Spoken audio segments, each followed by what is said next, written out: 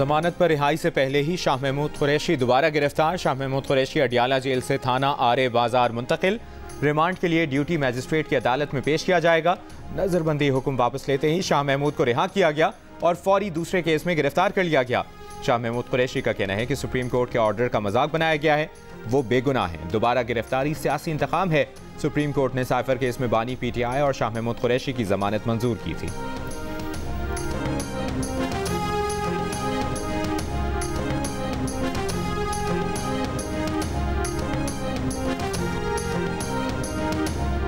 मुस्लिम league नून की chief organiser Maryam Nawaz के PP80 में कागजात नामजदगी पर एतराज़।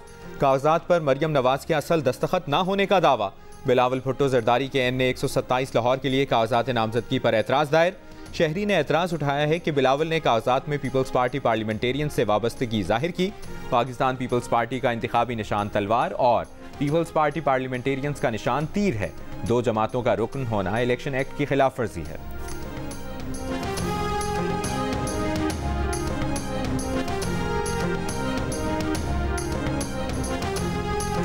तौहीन इलेक्शन कमीशन केस बानी PTI के खिलाफ फर्द जुर्म आयद करने की कार्रवाई का आगाज आज होगा।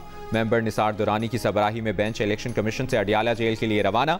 फवाद चौधरी की जानिब से तौहीन इलेक्शन कमीशन केस में ओपन ट्रायल की इस्तदा की गई।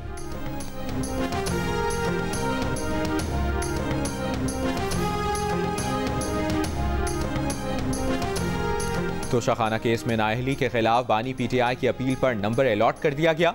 अपील में इस्लामाबाद हाई कोर्ट के फैसले को चैलेंज किया गया है। इससे पहले लेवल प्लेइंग फील्ड ना मिलने और बानी PTI की नाअहली के खिलाफ सुप्रीम कोर्ट में केस के दौरान PTI वकीला चीफ जस्टिस की अदालत पहुंचे। कायम मकाम चीफ जस्टिस ने कहा कि दोनों दरखास्तों की ऑफिस से मालूमात हासिल कर लेते हैं, ऑफिस से मालूमात आने पर देखेंगे। जस्टिस अतहर मिनल्लाह ने कहा कि आपकी दरखास्त में बहुत ही संजीदा इल्जामात हैं। सुप्रीम कोर्ट की इमारत के अंदर फाइल छीनने और धमकाने का इल्जाम। जस्टिस सरदार तारिक ने लतीफ खोसा से कहा यह मामला एडमिनिस्ट्रेटिव साइट पर देखा जाए। साबिक वज़ीर आज़म बेनज़ीर भुट्टो शहीद के 16वें यौम शहादत पर गड़ी खुदाबख्श में बेनज़ीर भुट्टो की बरसी की मरकजी तकरीब की तैयारियां मुकम्मल। कारकुनों और रहनुमाओं की आमद का सिलसिला जारी। बिलावल भुट्टो जरदारी ने कहा है कि बेनज़ीर भुट्टो का बहिमाना कत्ल एक मज़मूम साजिश थी। कत्ल के जरिए पाकिस्तान की तरक्की को सबूताज किया गया।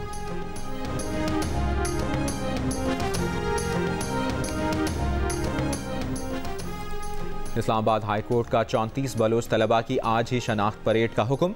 बलोच मार्च के शुरका की गिरफ्तारी के केस के दौरान जस्टिस मियां गुल हसन औरंगजेब का SSP ऑपरेशन से मुकालमा। कहा कुछ मुजाहिरीन को आप गोद में बिठा लेते हैं, कुछ के साथ ये हाल करते हैं। एहतजाज से निपटने की पॉलिसी यकसा होनी चाहिए। इस मुल्क में जमानत के अहकामात के बावजूद जमानत नहीं होती।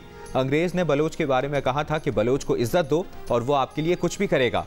वकील अताउल्लाह ने अदालत को बताया कि मुजाहिरीन में से ज़हीर बलोच अब तक नहीं मिले।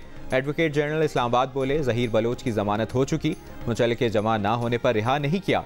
अदालत ने इस्लामाबाद पुलिस से बलोच ख़वातीन मुजाहिरीन की रिपोर्ट तलब कर ली।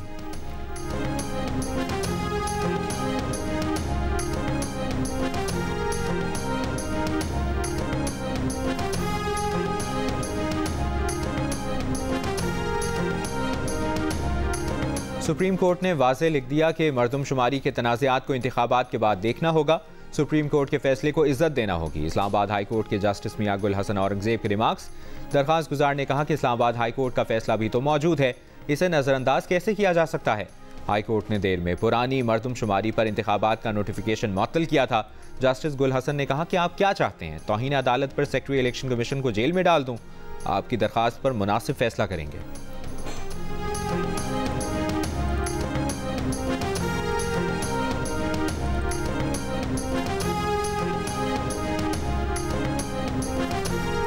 मेलबर्न टेस्ट के दूसरे दिन का खेल खत्म। पाकिस्तान टीम ने 6 विकेटों पर 194 रन बनाए हैं। ऑस्ट्रेलिया को पहली इनिंग्स में 124 रन की बढ़तरी हासिल है।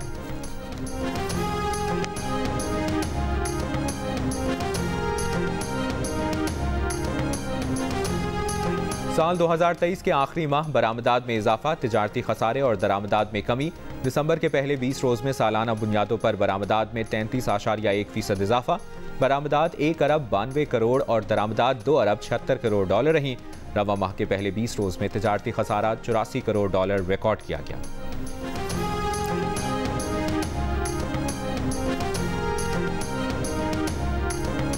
और मगरबी किनारे में तोलकरम में पनाहगुज़ीन कैंप पर इसराइल का ड्रोन हमला, 6 फ़लस्तीनी शहीद, मुताद्दिद ज़ख्मी। फ़लस्तीनी वज़ारत सेहत के मुताबिक गज़ा जंग के दौरान मगरबी किनारे में 300 से ज़ायद फ़लस्तीनियों को शहीद किया जा चुका है।